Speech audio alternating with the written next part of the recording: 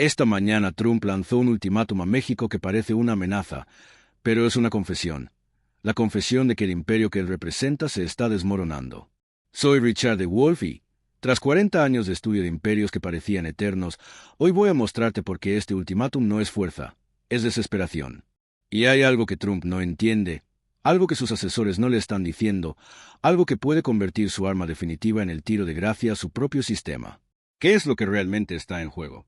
Mantente conmigo, porque esta historia tiene 3 giros que nadie está contando. Primero, Trump no amenaza desde la fuerza, amenaza desde el miedo. Segundo, el tratado que él firmó es hoy el escudo más poderoso de México. Y tercero, este ultimátum puede convertirse en la oportunidad histórica que América Latina esperaba desde décadas. Si entiendes estos 3 puntos al final de este análisis, verás con claridad absoluta por qué tu salario, tu empleo, tu futuro están directamente conectados con lo que ocurre ahora entre Trump y México.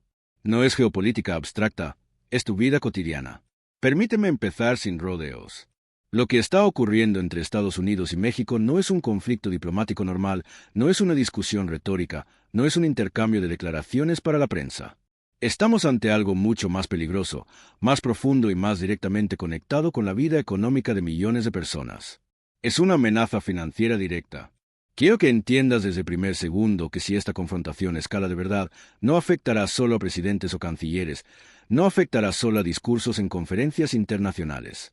Puede afectar tu salario, tu empleo, tu capacidad de ahorrar, el precio de lo que compras en el supermercado, el tipo de cambio, los intereses de tu deuda, la estabilidad de tu trabajo, en última instancia, la seguridad económica de tu familia.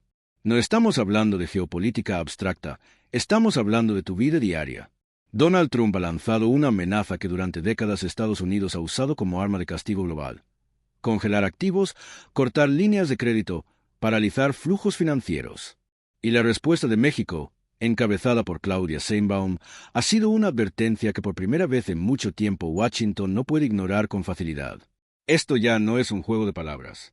Es una colisión directa entre estructuras de poder económico. Cuando un país amenaza con tocar el dinero del otro, no está hablando de diplomacia, está hablando de bancos, de contratos, de comercio, de empleo, de producción, de tu futuro. Y cuando un país responde señalando la capacidad de paralizar sectores estratégicos de la economía del otro, tampoco está haciendo teatro. Señala un punto débil, real, material, técnico, medible. Lo que estamos viendo es el choque entre 2 formas de ejercer el poder. La vieja basada en sanciones financieras y la nueva basada en dependencias productivas. Lo que hace que esta crisis sea tan peligrosa es que ambas tocan el corazón del sistema capitalista. He estudiado estos mecanismos durante toda mi vida. He visto cómo las amenazas financieras han destruido economías enteras. He visto cómo el uso político del dinero ha servido para disciplinar países, gobiernos y pueblos. También he visto cómo cuando ese mecanismo falla, las tensiones se trasladan a niveles mucho más difíciles de controlar. Por eso hoy quiero que escuches con mucha atención. No vengo a sembrar miedo. Vengo a explicarte con calma, con precisión, sin propaganda y sin discursos vacíos. ¿Qué es lo que realmente está pasando? Porque si no entiendes este momento, solo sentirás sus consecuencias.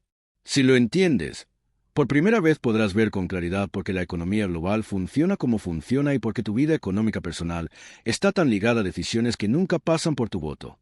Vamos al punto exacto de lo que dijo Trump. No voy a repetirlo palabra por palabra porque no lo necesito para que entendamos su significado real. Lo que Trump expresó en esencia fue esto: México necesita recordar quién manda en este continente. Si insiste en cuestionar lo que Estados Unidos considera su orden natural, pagará consecuencias económicas, políticas y, si es necesario, algo más. Traduzcamos eso a un lenguaje llano, al lenguaje que cualquiera puede entender sin tecnicismos diplomáticos. Lo que Trump dijo es, o se alinean o pagarán el precio. No es una opinión, no es una crítica, no es un desacuerdo, es una advertencia directa, es una amenaza envuelta en retórica nacionalista. Aquí entra mi trabajo como analista, porque hay una diferencia enorme entre una frase de campaña y un ultimátum.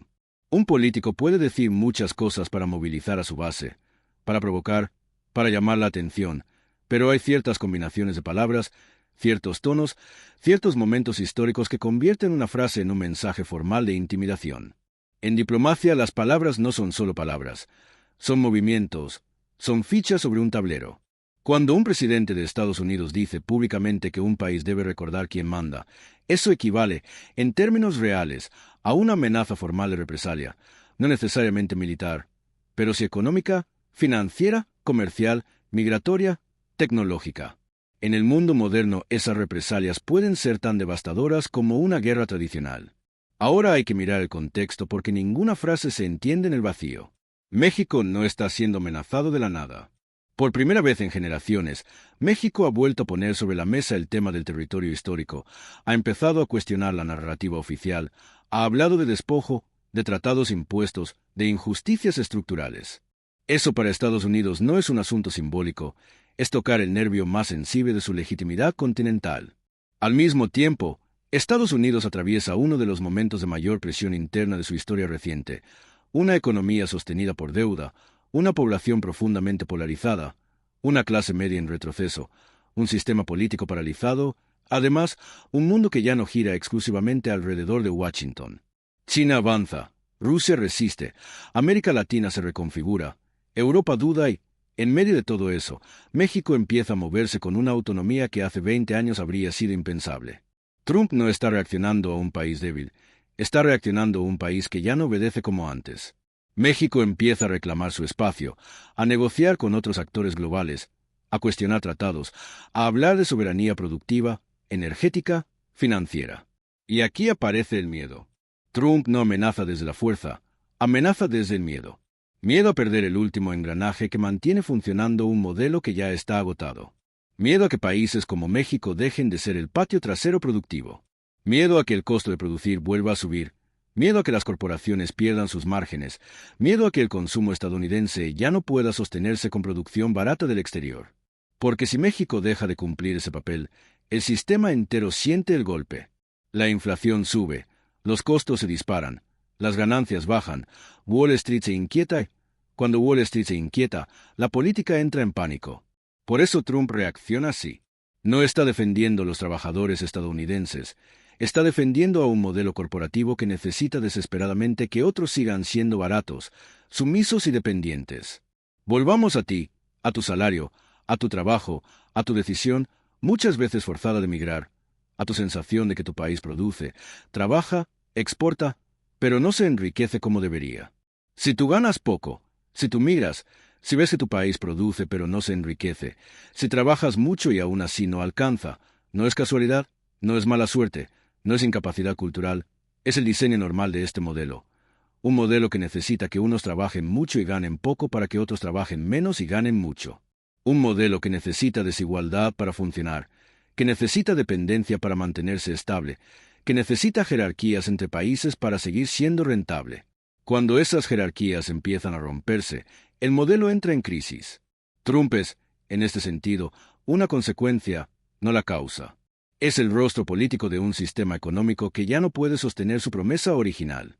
La promesa de prosperidad compartida, la promesa de movilidad social, la promesa de estabilidad, todo eso se ha ido disolviendo. Cuando la promesa se rompe, el poder ya no se ejerce con ilusión, se ejerce con amenaza. Por eso este momento es tan importante. Porque el ultimátum de Trump no es solo un conflicto bilateral, es el síntoma de un capitalismo que ha llegado a su límite histórico. Un sistema que ya no puede expandirse como antes, que ya no puede producir consenso, que ya no puede esconder sus contradicciones. Cuando un sistema llega a ese punto, empieza a volverse peligroso, empieza a buscar culpables externos, empieza a señalar enemigos, empieza a utilizar la intimidación como sustituto de la estabilidad. Y aquí entra una de las ironías económicas más grandes de nuestra época. Resulta que Trump no solo está amenazando México con algo que puede no funcionar, sino que está usando una herramienta que el propio sistema capitalista estadounidense ha vuelto menos efectiva. Porque cuando un país descubre que ya no depende exclusivamente del humor de una sola potencia, su margen de maniobra se expande dramáticamente. Ya no negocia con la pistola invisible sobre la mesa, empieza a negociar con opciones. Y eso desde la lógica del capitalismo global es una revolución silenciosa. El capitalismo no solo se sostiene por fábricas y salarios, se sostiene por jerarquías, por quién decide las reglas, por quién castiga y quién obedece. Cuando esas jerarquías empiezan a desordenarse, todo el edificio se vuelve inestable. El caso de México es hoy un ejemplo perfecto. Antes una amenaza de Washington bastaba para producir pánico. Hoy una amenaza de Washington produce alineamientos alternativos. Antes una advertencia estadounidense cerraba puertas. Hoy una advertencia abre otras.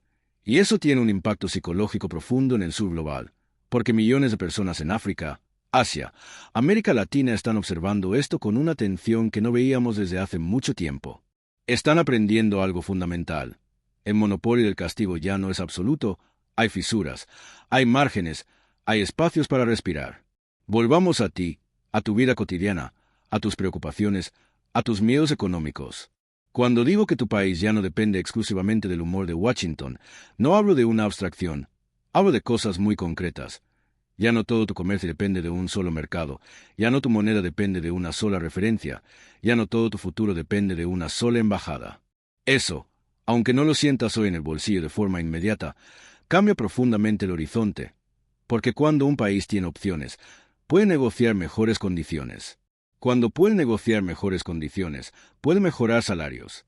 Cuando puede mejorar salarios, puede reducir la migración forzada. Cuando puede reducir la migración forzada, puede empezar a reconstruir tejido social. Es un proceso largo, no es automático, no es mágico, pero es real. Muchos analistas se niegan a reconocer esto.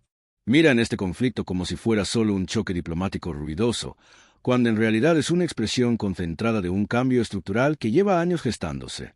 El mundo ya no gira en torno a un solo centro y, cuando ese centro intenta imponer su voluntad mediante ultimátums, se expone a algo mucho más peligroso que una respuesta bilateral.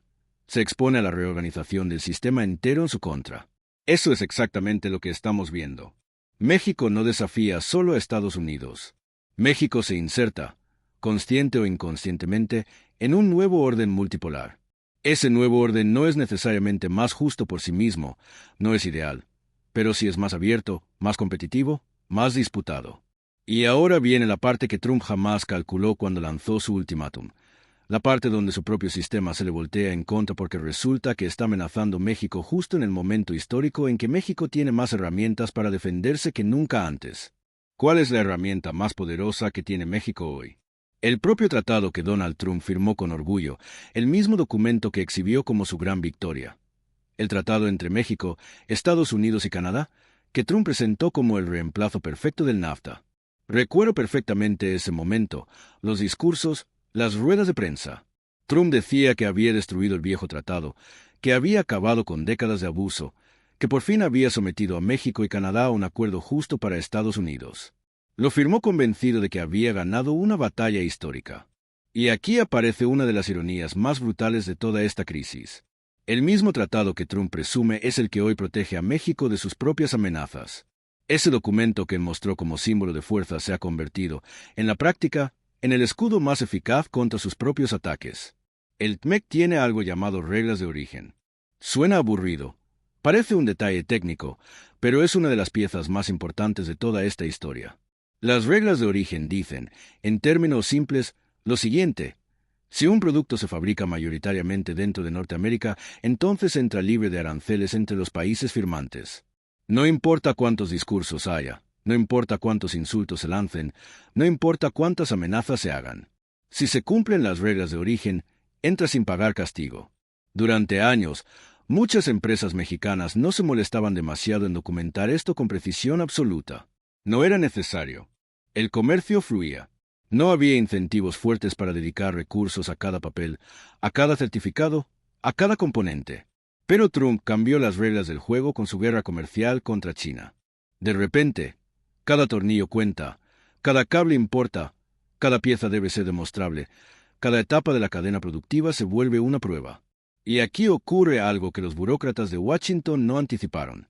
Las empresas mexicanas reaccionan como reacciona el capitalismo. Cuando se sienten amenazadas, contratan abogados especializados en comercio internacional, ordenan sus cadenas de suministro, reorganizan procesos, documentan absolutamente todo. Lo que antes era descuido se vuelve disciplina. Lo que antes era informalidad se vuelve estructura. Lo que antes se daba por hecho se vuelve evidencia, y el resultado es devastador para la estrategia de Trump. Producto tras producto empieza a entrar a Estados Unidos sin pagar aranceles. No porque Trump se haya vuelto amable, no porque haya cambiado de opinión, sino porque el propio tratado que firmó permite legalmente esa entrada. Trump construyó una muralla de aranceles contra China y el TMEC se convirtió en la puerta trasera que México aprendió a usar mejor que nadie. Trump creía que estaba castigando México, pero en realidad lo que estaba haciendo era obligarlo a profesionalizarse aún más dentro del propio sistema. Y una vez que una economía aprenda a moverse con precisión jurídica, con disciplina documental, con orden en sus procesos, ya no hay vuelta atrás, porque esa capacidad no desaparece cuando termina la guerra. Esa capacidad queda instalada. Y aquí vemos una de las grandes lecciones del capitalismo moderno. El poder no siempre gana con gritos, el poder no siempre gana con amenazas. Muchas veces el poder se reorganiza en silencio alrededor de las reglas existentes. Trump quiso usar el fuego. México respondió con contratos. Trump quiso usar la fuerza. México usó el derecho. Trump quiso usar el miedo. México usó la estructura. Y cuando una economía aprende a operar así, se vuelve mucho más difícil de golpear. Esto también explica por qué México pudo seguir exportando con fuerza mientras el resto del mundo se hundía bajo los aranceles. China enfrentaba castigos brutales. Europa veía subir barreras. Países sin acuerdos quedaban expuestos. México no. México tenía el escudo del TMEC y ahora sabía cómo usarlo con precisión quirúrgica. El enemigo de Trump no fue la debilidad mexicana, fue su propia soberbia al creer que un tratado firmado con prisa y discursos era solo un trofeo político y no un instrumento legal con consecuencias reales. Las guerras comerciales no se deciden solo en la Casa Blanca, se deciden en oficinas de abogados, se deciden en departamentos de cumplimiento, se deciden en los detalles invisibles de los contratos. Mientras Trump hablaba de castigos, México aprendía a navegar el laberinto legal con una precisión cada vez mayor. Es en ese momento cuando el tablero empieza a inclinarse sin que nadie lo anuncie en voz alta, porque una cosa es declarar una guerra y otra muy distinta es saber cómo se pelea realmente dentro del sistema. Y justo aquí comienza el verdadero punto de quiebre de toda esta historia. Mientras Trump creía que estaba asfixiando México, los números empezaron a contar una historia radicalmente distinta. Una historia de récords, una historia de crecimiento, una historia que nadie en la Casa Blanca estaba preparado para admitir en público. En pleno centro de la guerra comercial, en medio de aranceles, amenazas, insultos, ataques mediáticos y una retórica agresiva casi diaria, México rompe su propio récord histórico de exportaciones. Un mes tras otro, cifras récord. El nivel más alto de exportación jamás registrado, no en tiempos de estabilidad, no en tiempos de bonanza global, sino exactamente en el momento en que, según el relato oficial, México debía estar arrodillado. Eso no ocurre por casualidad, no es suerte, no es magia. Es estructura. Porque mientras en Washington se improvisaban castigos desde el micrófono, las empresas mexicanas estaban haciendo algo completamente distinto. Se estaban adaptando más rápido que los burócratas que pretendían hundirlas. El comercio no se detuvo, se reorganizó. Las exportaciones no colapsaron, se desplazaron hacia los sectores protegidos por el tratado. Mientras unos gritaban, otros recalculaban. Mientras unos prometían castigos, otros ajustaban contratos. Mientras el discurso decía van a perderlo todo, los números decían exactamente lo contrario. Y aquí entra un fenómeno decisivo que Trump jamás anticipó con seriedad: el movimiento de empresas globales desde Asia hacia México. Durante años, miles de compañías fabricaron en China por costos bajos, pero los aranceles contra China, las tensiones geopolíticas, los problemas logísticos, las sanciones cruzadas, todo eso empezó a hacer cada vez menos atractiva esa ruta.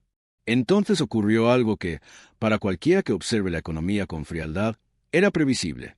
Las empresas empezaron a buscar alternativas a China y México, con el TMEC en la mano, con infraestructura desarrollada, con cercanía geográfica a Estados Unidos, con costos laborales competitivos, se convirtió en la opción natural. Lo que Trump diseñó para castigar a China terminó beneficiando a México de forma espectacular. Las fábricas que salían de Asia no regresaron a Estados Unidos como prometía Trump. Se fueron a México. Los empleos que Trump decía que iba a recuperar para Ohio, Michigan, Pensilvania, terminaron en Nuevo León, Sonora, Baja California. Y aquí aparece quizás uno de los contrastes más reveladores de toda esta historia. Un contraste que no tiene que ver con cifras, ni con aranceles, ni con tratados. Tiene que ver con algo mucho más viejo, mucho más humano, pero también profundamente político.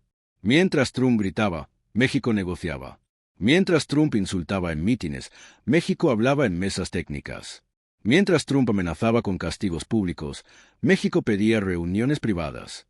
Esto no es debilidad, Es cálculo, es comprensión profunda de dónde está el poder real y cómo se usa. México entendió algo que muchos gobiernos olvidan cuando se dejan arrastrar por la dinámica del espectáculo. La diplomacia no se hace para ganar aplausos, se hace para ganar tiempo, espacio y margen de maniobra. No respondió con insultos. No cayó en provocaciones públicas. No convirtió cada conflicto en un combate mediático. Se movió con cabeza fría y esa cabeza fría permitió cosas muy concretas. Exenciones en sectores sensibles, plazos cuando otros recibían golpes inmediatos, protección de industrias clave que de otro modo habrían quedado expuestas de forma brutal. Mientras tanto, veíamos a otros países optar por una confrontación más frontal. Canadá, por ejemplo, decidió responder con dureza pública. Lo hizo con argumentos legítimos, con reclamos fundados, pero lo hizo en un terreno donde Trump se mueve como pez en el agua, el de la pelea, el del desafío, el de la humillación pública. ¿Y qué ocurrió? Canadá recibió golpes más directos, más aranceles, más presión, menos margen de negociación. México, en cambio, eligió otra ruta. No es que no defendiera sus intereses, es que los defendió sin convertirlos en espectáculo. Y eso, en el mundo real del poder, suele ser mucho más eficaz de lo que muchos creen. Esta diferencia de estrategia explica en gran parte por qué México no solo sobrevivió a la guerra comercial, sino que salió fortalecido de ella. Cuando una potencia recurre a amenazas cada vez más agresivas contra objetivos que debería poder controlar fácilmente, no es síntoma de fuerza, es síntoma de que está perdiendo control. Llevo décadas estudiando esto. He visto caer sistemas, he visto levantar imperios, he visto crisis que parecían imposibles y luego ocurrieron. Y les aseguro algo. Cuando una potencia recurre al ultimátum público contra un país vecino, no lo hace desde la seguridad, lo hace desde la ansiedad, desde la pérdida de control, desde el temor a que algo esencial le esté escapando de las manos. Por eso este momento es tan peligroso y al mismo tiempo tan lleno de posibilidades, porque los sistemas no se transforman cuando todo está en calma, se transforman cuando tiemblan, se transforman cuando las costuras se tensan, se transforman cuando los viejos métodos dejan de funcionar. Por eso no vengo a hablar solo de Trump. No me quedaré en la superficie del escándalo. Quiero mirar el fondo. Quiero mirar qué hay detrás de este ultimátum. Quiero mirar qué revela sobre el estado real del capitalismo estadounidense. Quiero mirar qué nos dice sobre el nuevo papel de México y, sobre todo, quiero mirar qué significa todo esto para ti, para tu economía, para tu trabajo y para tu futuro. Entender este momento histórico no te va a dar dinero mañana, no va a pagar tus deudas automáticamente, no va a resolver mágicamente tus problemas, pero sí te devuelve algo que te arrebataron hace mucho tiempo: claridad.